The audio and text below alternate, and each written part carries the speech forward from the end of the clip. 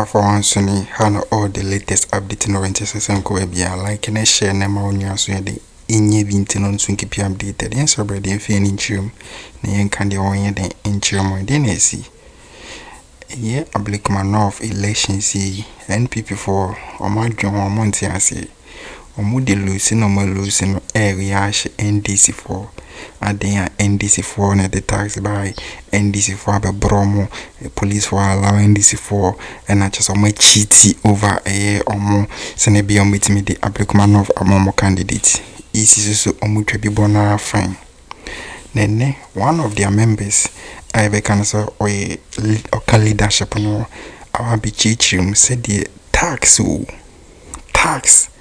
e di go omoso tax no munim say e omo ankrofo so mo free here police e be twitwaje omo so no police for no say I dream say NPP for no dey aba so omo ja omo enkunikuti ono ankasankasa enu asem.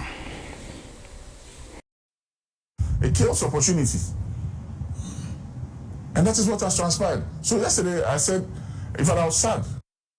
And I said it set a very bad precedence. Because that violence that occurred yesterday, and I'm dwelling on the violence because it is becoming a theme in every by-election.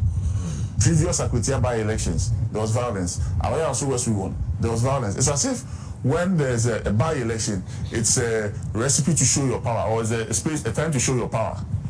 So you come in there and misbehave. The IGP has a duty. Everything is on TV. You can tell the people by their faces. We have bought them, we have bought the police CCTV cameras to cover the whole Ghana. There was a project for that. It's everywhere. So he can trace them. He knows where to find them. His intelligence men are on the ground. He knows where to go and get them. He should make examples of them. There was even a policeman slapping a journalist. 21st century. After all the education, we have reformed the police from a force to a service. Why? Absolutely. So, but I was happy that the minister quickly got the police to issue a statement on that, and they said that it's been interdicted, which I was pleased with, you know. But we want to see where it ends. It's not that it's been interdicted and that's the end of the story. No, we want to see where it ends. We really need to get this thing right. Both political parties cannot deny the fact that they have vigilante groups, even though the law bars it. Both political parties have them. When they shoot you, you want to work with them. I remember 2024 election when there was a little bit of violence in Tema Central, and they went to the Tema regional police office. When the violence was escalating, the commander called me, says, they said the people are your boys. I said, which boys?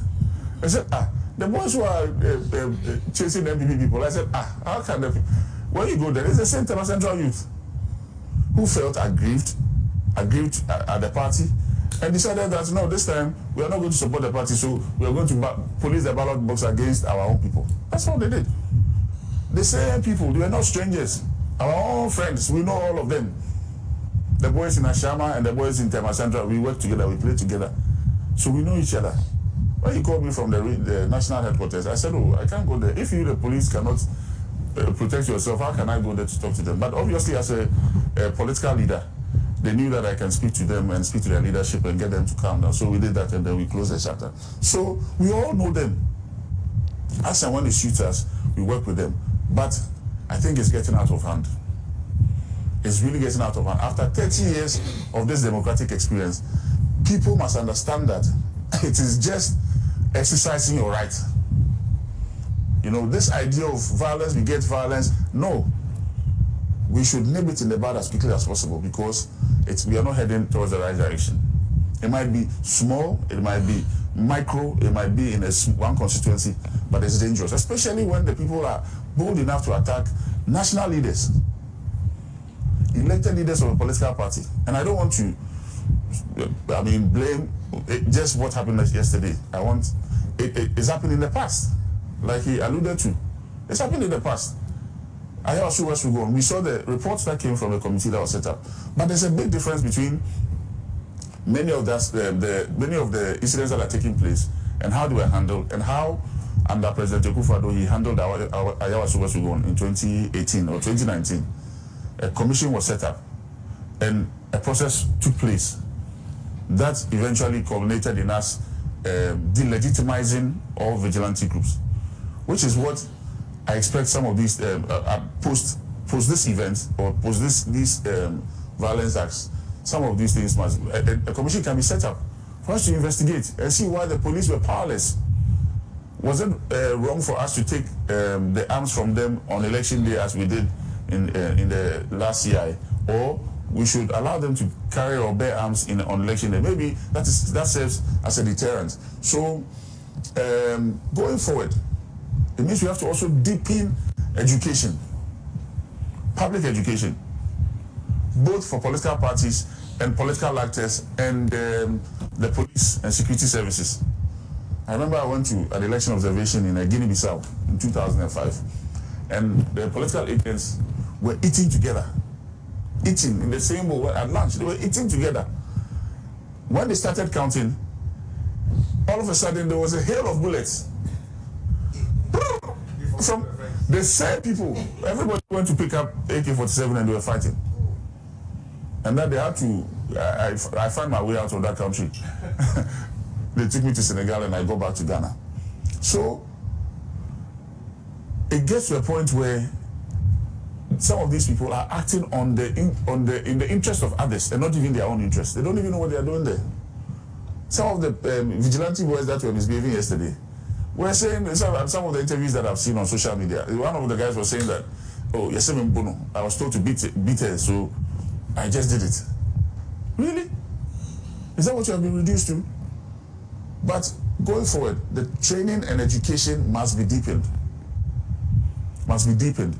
And scapegoats must be made out of some of these people, for people to know that it is not right and proper to use violence during elections. To add a few, Akwetiya is just around the corner. Akwetiya itself has had its own history of violent by-elections in the past. I'm praying and hoping that this time the police will be prepared well. They will have their intelligence on the ground. We have 6 weeks or 8 weeks to that by-election. At least the next 3 weeks they should be there. Pick up information, pick up the intelligence, start picking up people. There are some people that you know that when they get into the vicinity, they will cause trouble. Don't let them even get there.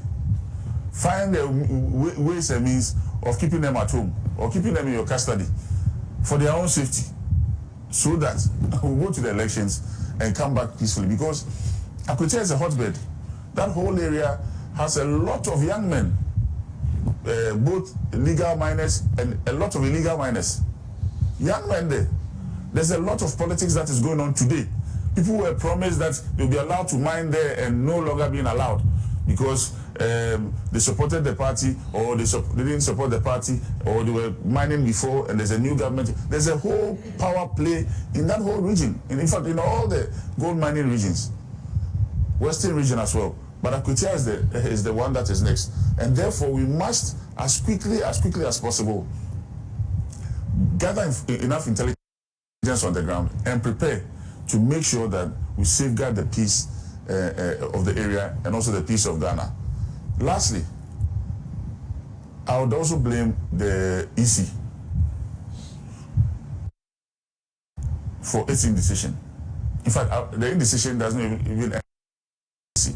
It also ends with my own party. The leadership of our party. That the party must be strong and firm in its decision making.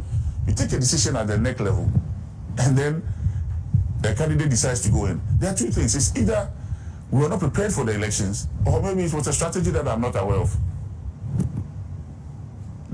Or maybe it was to stagger the fall. Because I didn't understand. A whole party takes a decision at the national level, and then national officers who are supposed to enforce the decision are in fact flouting the rules, flouting the decision. Are on the ground campaigning. I saw my national organizer there. I saw my national general secretary there. I saw national All of them. And I saw former members of parliament who were also there, and members of parliament who were also there. I thought it was a flout. I mean, it was it was not necessary. If we knew that we were not prepared to participate, you let them. Because today, if you issue another directive, it will be difficult for others to follow. Issue another directive that, oh, we shouldn't do A, B, C, D. Why will people take you seriously? So the party must examine itself. For obviously, I'm a member, so we must examine ourselves and strengthen the party to make sure that decisions that are made are abided by. We saw political apparatchiks who want to vie for presidential slots now doing donations. Donations that could have been done to the party. You do the donations to the party, and then the party now goes to execute it in your name. Now people want to be seen to be there. In fact, all those who flouted the law should be disqualified. Yes. Why? They should be disqualified. The national officers will come asking them questions on this matter. We'll ask them questions. Because if you make the rules and you break the rules, then how do you make the rules for me? Or those below me? Sometimes you make the rules and it's not palatable. Yes, we all don't agree. That is when you even have to stand by the rule. Ask him, when we take caucus decisions, some of the caucus decisions, they're not happy. We fight in the room. We argue. Heated ones on their side or on our side. But once the decision is taken, that's it. Whether you like, so when you see us going to do the press conference, those who supported the matter are the ones who go and stand with the person making the press conference. Those of us who didn't support the matter, we stand aside and watch. Isn't that what we do? Yes, because you are not part of the you didn't support the decision. So those who support, the leader will call you, and then you have to go and stand there and participate. That is how it is. Anyway, Senna, I'll end here so that my siblings, my big sister and my uncle will have the opportunity to also make.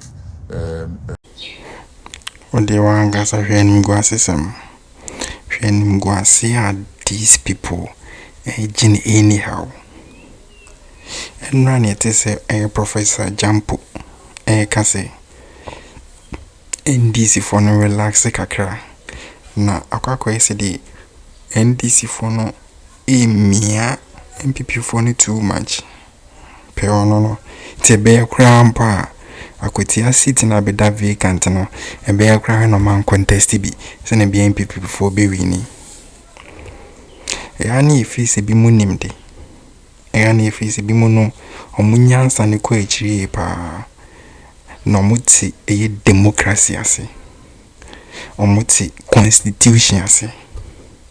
Because we show mu certificate eye sete kutekuto mu akesi. And in na constitution can say wunya more sita when one present or candidate. What you say those people no omo pese NDC fullness are take his seat no. So who can the right and freedom of people share? So statement be wa wonim this no be can as unity 9. So right there no Professor Jampo so den enya any backlash or back to the this man Ťhügs kano ono so onyu bia keke by a former MP MP NPP4 na and found the tax archers on which he see the NPP people and the black man off no and all my various incidents a BSC da HSL no enye no one. Because there are some spots, there are some tax and HSL on leadership, leadership are based on the national executives and those people are known people. So there were some tax and HSL.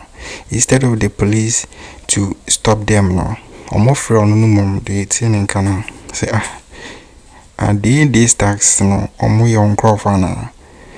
So even the security people know say all the political parties, they have their vigilantes. They have their trained special forces a bomb one apart from the police and other national securities for now legal. So to get some people BTC miracles about and the rest saying say if the police are refusing to provide them the necessary security, they are going to train their forces or their vigilantes to protect them. So this man may say or can we the expose say and you feel now we cancel training vigilantes or special force to protect you. Every political party wanted the other. So being painted picture be as if you say you people you don't know anything about politics. Say you have your vigilantes and special forces that protect you every day apart from the legal forces and protect them. So it's not be today and how I come in the about one thing you who say I free a copy me. A lot of chaos are baba baby. And the reason why some George 18 year then attack the former vice president and say this incident Kesi sida Bibre sida and the man assembly cry home say the former vice president and I say Amafun were hypocrites and say it happened under their watch and they were in power. They have the necessary any tools beyond taking actions beyond taking and making sure say all the perpetrators they are punished. Yes, still no man who 8 years and counting.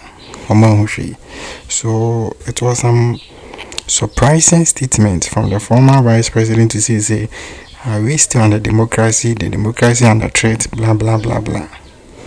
Meanwhile, you people under your watch 8 years someone through elections and on time for losing their lives and you people didn't take any action. And right now you are saying say this current president to take action on this one of them and yes you people record them in your books and when you come back to power you people make sure say those people are arrested and punished.